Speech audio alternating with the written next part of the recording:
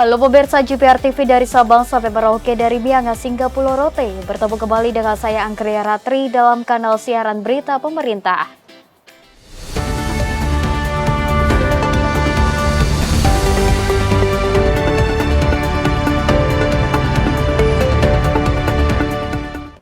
Informasi pertama pemirsa, Presiden Prabowo Subianto menggelar rapat internal bersama Menko PMK Pratikno beserta jajaran menteri di bawah koordinasinya. Presiden meminta para menteri terkait menyiapkan langkah antisipasi terkait mobilitas warga dan bencana alam menjelang libur Nataru.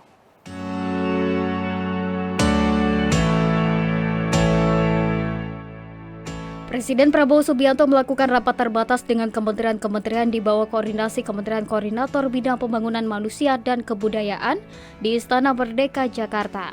Menteri Pendidikan Dasar dan Menengah Abdul Muti mengatakan, pertemuan itu membahas laporan para menteri terkait koordinasi dan kerjasama satu kementerian dengan yang lainnya, kesiapan menyambut libur Nataru terutama antisipasi melonjaknya pergerakan masyarakat, serta antisipasi peluang musibah karena curah hujan yang tinggi.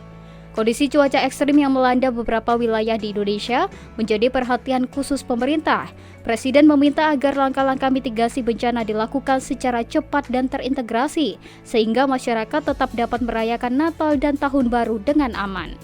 Ya, tadi Pak Presiden menyampaikan beberapa hal yang berkaitan dengan bagaimana agar pelaksanaan Nataru ini tidak menimbulkan persoalan di masyarakat, terutama antisipasi terkait dengan mobilitas masyarakat yang akan memanfaatkan Nataru untuk liburan, dan juga antisipasi terhadap berbagai hal yang sekali lagi mungkin terjadi.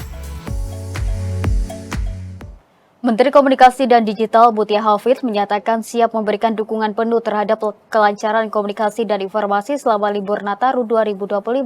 Menkom DJ memastikan kestabilan dan kualitas jaringan telekomunikasi, khususnya di jalur transportasi utama yang diprediksi akan mengalami lonjakan trafik pengguna. Kementerian Komunikasi dan Digital memastikan kestabilan dan kualitas jaringan telekomunikasi, khususnya di jalur-jalur transportasi utama yang diprediksi akan mengalami lonjakan trafik pengguna selama periode libur Natal dan Tahun Baru 2024-2025. Menteri Komunikasi dan Digital Mutia Hafid saat menerima kunjungan Menteri Perhubungan Dudi Purwagandi di kantor Kemkomdigi Jakarta mengatakan, pihaknya juga telah berkoordinasi dengan operator telekomunikasi untuk memastikan bahwa seluruh jaringan seluler, internet, dan komunikasi data aman. Kemkomdigi juga memantau penggunaan spektrum frekuensi radio, terutama di area-area yang diprediksi akan menjadi pusat keramaian, agar tidak terjadi gangguan yang dapat menghambat perjalanan ataupun komunikasi masyarakat. Menkomdigi menyambut baik kerjasama yang dijalin bersama Kementerian Perhubungan yang diharapkan pada pelaksanaan libur Nataru 2024-2025 dapat berjalan lancar, aman, dan memberikan kenyamanan kepada masyarakat yang merayakan Natal dan Tahun Baru 2025. Jadi kita akan siap dukung Pak kerjasama lintas sektor seperti ini. Kita yakini akan menjadi salah satu kunci dan kelancaran dari keamanan pelaksanaan Nataru nanti. Jadi Kemkomdigi akan bersenang hati untuk bekerjasama dengan Kementerian Perhubungan. Pada kesempatan yang sama, Menteri Perhubungan Dudi Purwagandi juga menyampaikan pentingnya kolaborasi antar kementerian untuk memastikan kelancaran transportasi selama libur Nataru. Ia mengungkapkan bahwa sektor transportasi akan mengutamakan aspek keselamatan, kenyamanan, dan keamanan bagi para pemudik dan wisatawan, baik yang menggunakan moda transportasi darat, laut, maupun udara.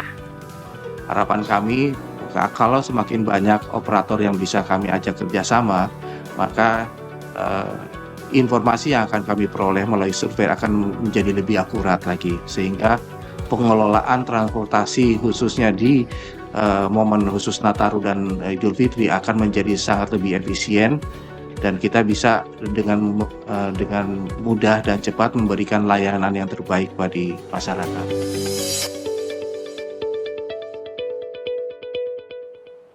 Pemirsa, dalam menghadapi libur akhir tahun 2024 yang bertepatan dengan musim penghujan, Kementerian Perhubungan mempersiapkan langkah antisipasi untuk menghadapi gangguan operasional kereta api. Berbagai langkah disiapkan termasuk penyediaan kereta api cadangan dan penguatan infrastruktur. Kementerian Perhubungan melalui Direktorat Jenderal Perkeretaapian menyiapkan langkah-langkah antisipasi untuk memastikan operasional kereta api tetap aman dan lancar selama libur Natal dan Tahun Baru 2025. Direktur Lalu Lintas dan Angkutan Kereta Api DJKA Kemenhub Arif Anwar menjelaskan bahwa langkah-langkah antisipasi ini mencakup penyediaan kereta cadangan untuk mengatasi kemungkinan lonjakan penumpang serta gangguan perjalanan. Selain itu dilakukan juga pemeriksaan menyeluruh terhadap infrastruktur kereta api termasuk rel dan fasilitas pendukung guna memastikan kondisi optimal dan siap menghadapi berbagai situasi. Arif Anwar menambahkan bahwa Kemenhub juga mengedepankan koordinasi yang kuat dengan PT Kereta Api Indonesia dan pihak-pihak terkait lainnya untuk mempercepat respon apabila terjadi gangguan. Sebagai bagian dari upaya pencegahan, Kemenhub juga melakukan simulasi dan pelatihan kesiapan operasional, serta penguatan sistem pemantauan cuaca untuk memperkirakan kemungkinan adanya cuaca ekstrim. Kami sudah menyiapkan tentunya teman-teman KAI ya, bukan hanya kami, itu beberapa rencana operasi termasuk penyiapan material untuk tadi ya mengantisipasi. Jadi kami menyiapkan peralatan seperti kren dan sebagainya, kemudian kereta cadangan dan sebagainya, dan juga material-material untuk mengatasi kalau ada gangguan-gangguan dari bencana alam tadi. Pemirsa, Badan Nasional Penanggulangan Bencana mengingatkan kepada seluruh daerah di Pulau Jawa untuk tetap bersiaga menghadapi potensi bencana alam yang terjadi. Hal tersebut dilakukan mengingat tingginya intensitas hujan hingga awal tahun 2025. Badan Nasional Penanggulangan Bencana mengingatkan seluruh daerah di Pulau Jawa untuk tetap bersiaga menghadapi potensi bencana alam yang dapat ditimbulkan akibat peningkatan intensitas hujan hingga awal 2025. Berdasarkan analisa BMKG, Pulau Jawa dan 60% zona musim di Indonesia lainnya saat ini sudah berada pada musim penghujan dan puncaknya berlangsung sampai kuartal pertama 2025. Dalam rentang waktu tersebut, BMKG melaporkan intensitas hujan mengalami peningkatan sebesar 20% dibandingkan dengan kondisi normal karena dipengaruhi oleh sejumlah fenomena atmosfer seperti Madden Julian Oscillation, gelombang ekuatorial Rossby, gelombang Kelvin, La Nina lemah, dan dapat diperkuat dengan adanya siklon tropis atau bibit siklon tropis. Kepala Pusat Data Informasi dan Komunikasi Kebencanaan BNPB Abdul Muhari dalam disaster briefing di Jakarta mengungkapkan peringatan tersebut harus diperhatikan dengan baik bagi masyarakat dan pemerintah daerah demi meminimalisasi dampak buruk yang akan ditimbulkan. Peningkatan kesiapsiagaan dapat dilakukan dengan cara mengintensifkan pengecekan pada kawasan aliran sungai, perbukitan, tebing curam, mempersiapkan peralatan, anggaran hingga menetapkan status tanggap darurat bencana. Dengan melihat intensitas dampak yang terjadi di beberapa tempat dalam 2 minggu terakhir, mau tidak mau kita harus meningkatkan kewaspadaan dan kesiapsiagaan di level masyarakat.